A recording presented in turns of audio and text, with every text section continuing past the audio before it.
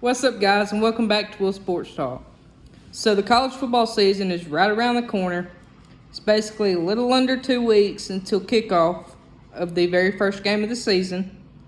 And as most of you know, the committee has officially come out with their first preseason AP poll of the year. And I actually made my own poll. And in this video, I'm going to go over their poll, and I'm going to go over my poll, break down my poll, where I put everybody, why I put everybody where I did, and during the whole process, kind of compare the two polls. And since the top is not very controversial, I'm going to start at the top and work my way to 25. And I'm also going to break this down into 3 parts, 8, and 9 teams. But without being said, let's get started with part 1. My 1, 2, and 3 are exactly the same as the original poll. Georgia, Michigan, Ohio State. Georgia, Kirby Smart has done a phenomenal job building that program to championship level. He has been dominant for 2 or 3 years. He has won back-to-back national championships. He is 29-1 over the past 2 seasons. Going into this year, he has the best tight end and, in my opinion, the best player in college football in Brock Bowers returning. So Georgia is the clear-cut number 1 team going into the country. I don't think there's any debate about that. 2, both my poll and their poll, Michigan. Michigan went 13-1 last year. They won the Big Ten East. They've been to the playoff back-to-back years. They just haven't been able to get over that first-round hump and get to the national championship. They have quarterback J.J. McCarthy coming back, he was very good for Michigan last year. I expect him to be very good for Michigan this year. And they also have, in my opinion, the best, or one of the best, running back duos in the country returning in Blake Corum and Donovan Edwards.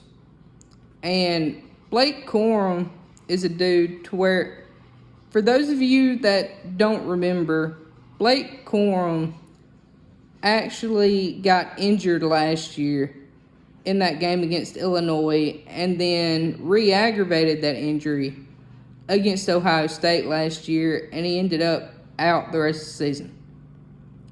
I believe if Blake Corum never gets hurt in that game, he has a very good chance to go to New York for the Heisman. He is very good.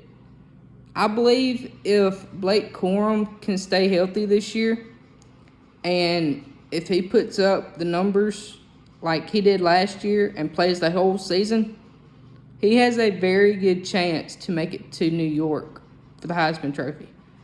I'm not saying he's going to win it, but he has a very good chance to get there if he can stay healthy the whole year. Michigan, on the defensive side of the ball, they do return 6 starters. And they returned 6 starters on a defense last year that only gave up 16.1 points per game. So that defense is going to be scary good for Michigan this coming up year. Expectations for Michigan, I don't expect a drop off at all. I expect them to be right where they are now. Definitely going to the Big Ten title game. Would not be surprised if they made the playoff. And honestly, my opinion, this Michigan team is probably the best Michigan team that Harbaugh has had since he's been there. So if Michigan is going to make the national championship, this has got to be the year that Harbaugh does it. Because this Michigan team is really, really good. 3, my poll and their poll, Ohio State. Ohio State went 11-2 last year. They've lost to Michigan back-to-back years. They lost to Georgia last year by 1 point. A missed field goal decided that game. They were a missed field goal away from competing in the national championship last year. Going into this year, they did lose their star quarterback, C.J. Stroud. He got drafted by the Texans. But they are expected to have 5-star quarterback Kyle McCord come and step in and take over for C.J. Stroud. And from what I've read, heard, etc., Kyle McCord is pretty good. So I'm not expecting much of a drop-off at the quarterback or at the quarterback position for Ohio State. Ohio State going into the year, they also have one of, if not the best, wide receiving corps coming into the year. And that wide receiving corps is led by Marvin Harrison Jr., who is expected to be definitely a first-round pick. He could be a top 10 pick. He is really good. I expect Marvin Harrison Jr., which he's not in my Heisman ballot, but by the end of the year, I would not be surprised if he's going to New York for the Heisman.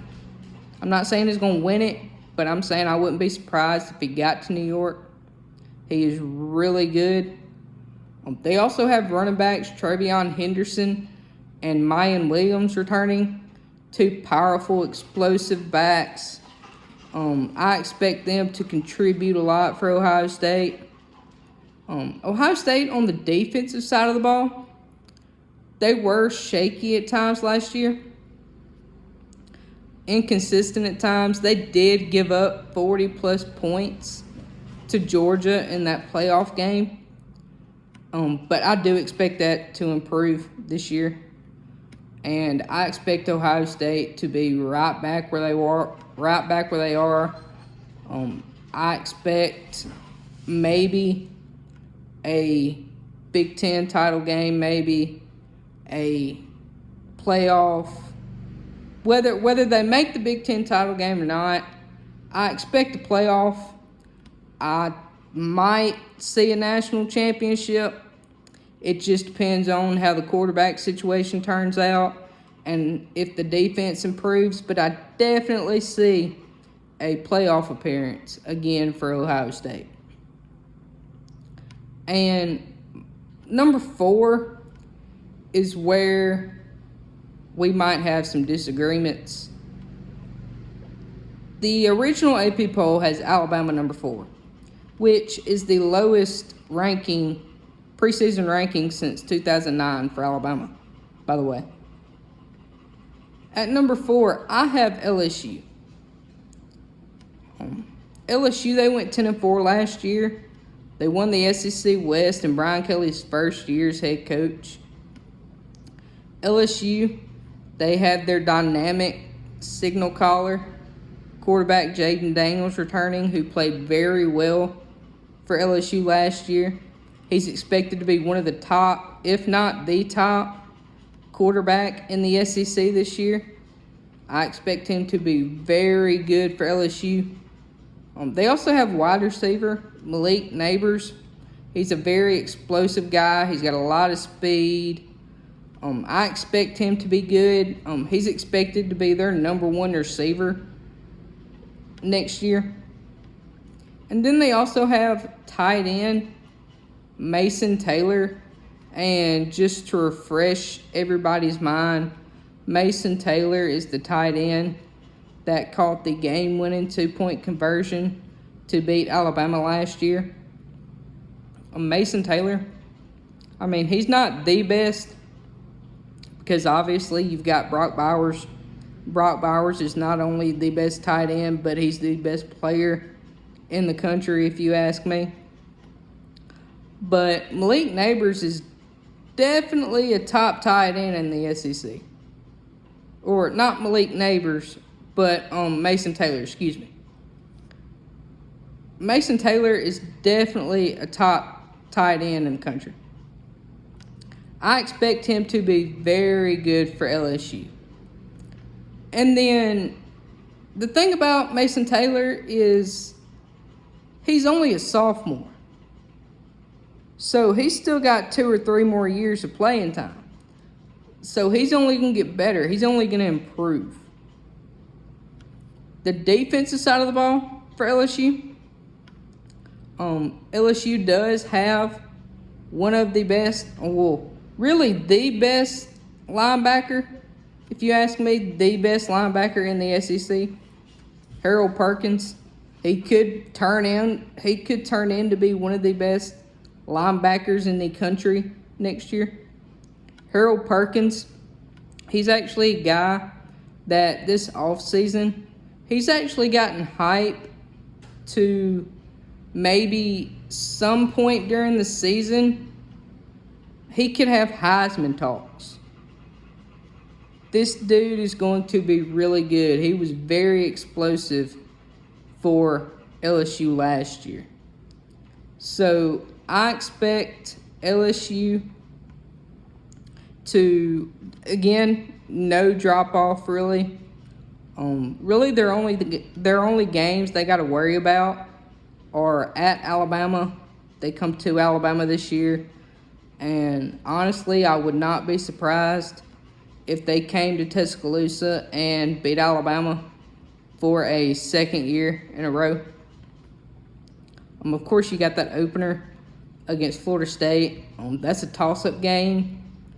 And then that game, that very last game against Texas A&M, I expect that to kind of be a toss-up game.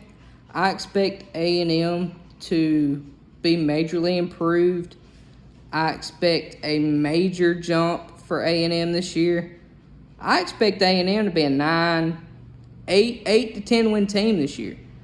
I expect A&M to be really, really good. So that's going to be a toss-up game for LSU.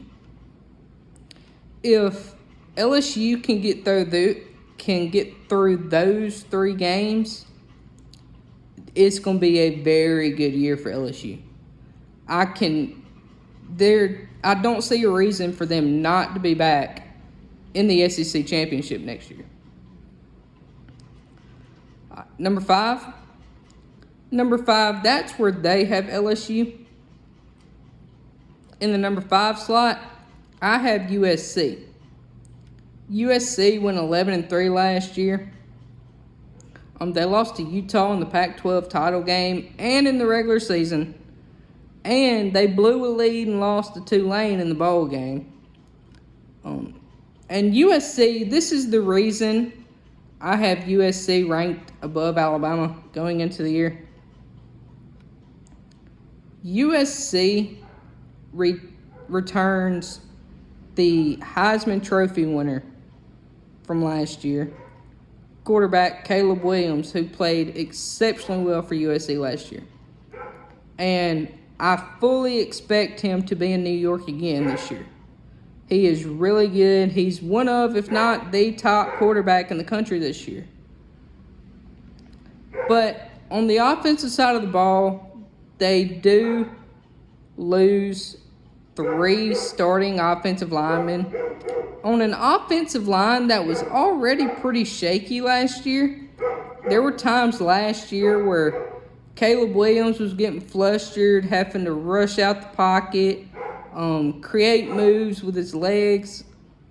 That offensive line, if that offensive line can get better, I don't see a drop-off in this offense. I mean, it's a Lincoln Riley-led offense. It's always going to be explosive. They're always going to put up points.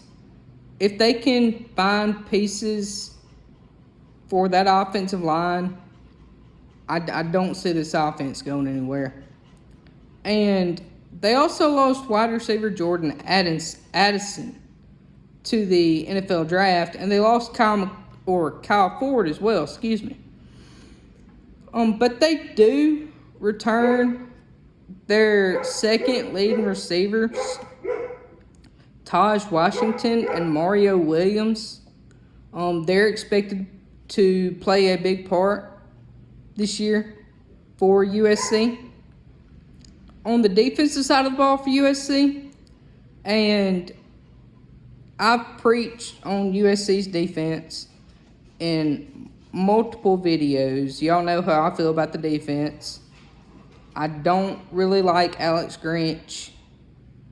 The defense, I mean, they are losing a number of guys this year, but they also gaining a number of guys, whether it's through the portal, whether it's through recruiting, or whether it's guys returning. They also gaining some talent. So if this defense can improve from last year, I expect USC to be right where they are. I expect I expect at least a berth in the Pac-12 title. I mean, if they can get by Utah, I expect at least a berth in the Pac-12 title, and if they win, maybe a shot in the playoff. Now, if they make it to the playoff, I doubt they go anywhere, because you're going to have to face teams like Georgia, Michigan, and they actually play defense.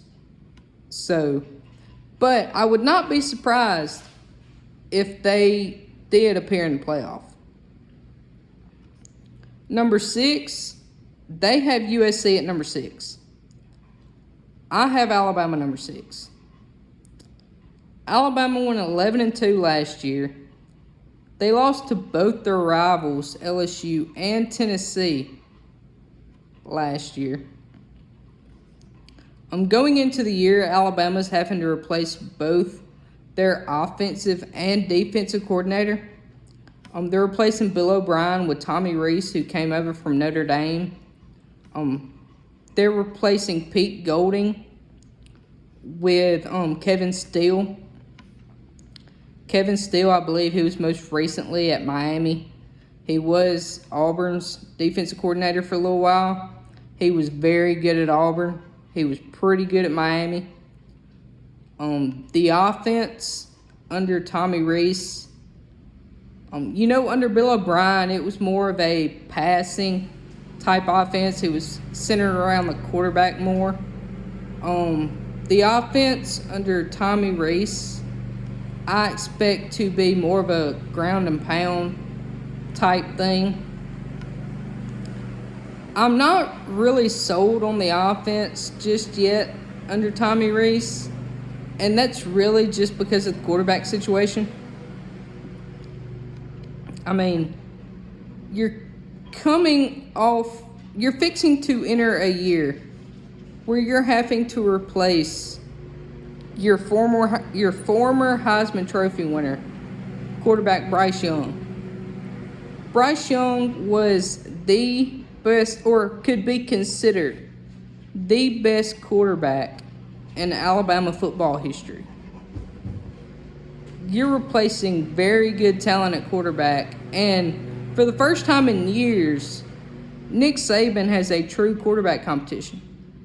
He's got 3 quarterbacks right now, to where we still haven't heard who the starter's going to be, and we're less than 2 weeks from the season.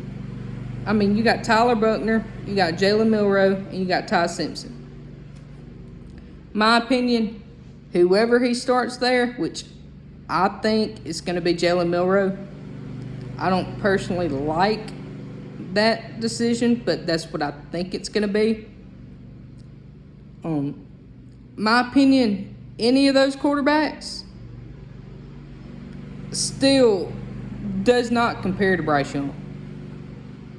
So you're losing major talent at the quarterback position there. So, like I said, I expect a drop-off for the offense. As far as the defense goes, I love the Kevin Steele hire. He is a great defensive coordinator. I expect Kevin Steele to get that defense back to being aggressive. That defense is going to look a lot better under Kevin Steele. Alabama, I mentioned they're having to replace Bryce Young. They're also having to replace running back Jahmyr Gibbs. And they're also replacing a number of defensive players from the team last year, including Will Anderson, who was one of the best linebackers in the country. He's going to be hard to replace, which people are saying that Dallas Turner is just as good, or could turn out to be just as good, or if not better than Will Anderson. So we'll see if he turns out to be at that caliber, which I've heard by a lot of people there's a good possibility he could. Next year for Alabama, I mean, they are losing a lot of talent, whether it's from the draft or Alabama also had a lot of people transfer. I mean, Trey Sanders transferred, JoJo Earl transferred, Trayshawn Holden transferred, some linemen transferred. You had some people on the defense transfer. There was a lot of people that left that team. There's going to be a lot of new faces on this Alabama team, including coaches. This Alabama team, if you ask me, and I might catch a lot of crap for this,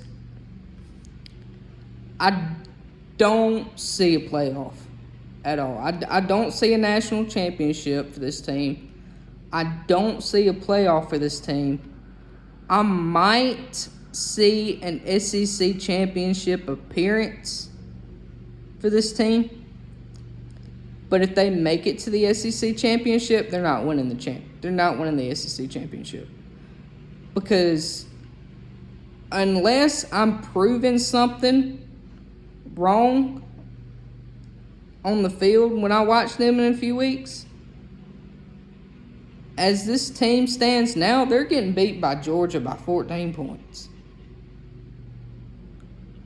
So if they make it to the SEC championship, they're not getting any further. I mean, this team I can see being a 10-2, 9-3 team. So I expect a down year for Alabama. Number 7, both my poll and their poll at Penn State. Penn State went 11-2 last year. Penn State's only losses last year were Michigan and Ohio State, so that's pretty good. They're pretty much always at the top half of the Big Ten. They defeated Utah last year in the bowl game. One thing about Penn State going into the year is they're expected to have one of the best offensive lines in James Franklin's tenure. So that offensive line is expected to be very good for Penn State. Penn State, they're going into the year having to replace their quarterback, Sean Clifford. They're replacing him with Drew Aller. I've read, seen that Drew Aller is supposed to be pretty good for Penn State this year. He's supposed to be one of the top quarterbacks in the Big Ten, is what I've been reading. Penn State, they also have 2 potential first-round picks returning in defensive end Chop Robinson and cornerback Kalen King. They also have linebacker Abdul Carter returning, who is said to be one of the most dynamic linebackers in the Big Ten next year. But the thing about the defense going into this year for Penn State is the depth. More specifically, the depth at the defensive tackle position. I believe if they can figure that out, get some guys in there. Honestly, this year, this Penn State team, I don't see a reason for them not to have 10, 11 wins again, maybe somehow competing for the Big Ten championship. I expect this Penn State team to be really good next year. Number 8, we both have Florida State. Florida State went 10-3 last year. Florida State is a team that I'm actually very high on.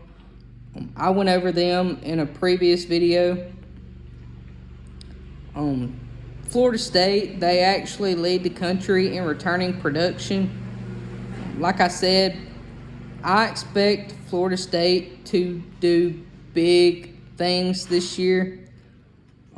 I expect no less than 10 wins again. This Florida State team is a team this year that I can see making the ACC championship and quite possibly making a playoff berth. This Florida State team is going to be really, really good.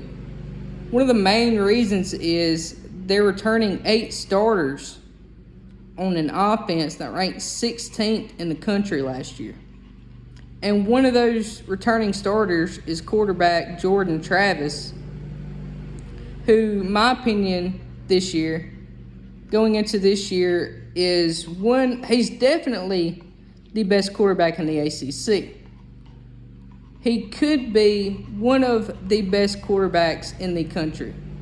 Jordan Travis is going to be really good this year. And they're also returning running back Trey Benson, who last year was a 1,000-yard rusher. So expect him to be big this year too. They did lose 2 starters on the offensive line. But they did find some transfers to help fill that slot. And going into this year, Florida State is actually expected to have one of the strongest and one of the deepest offensive lines that they've had in over a decade. So that offense is expected to be very, very explosive.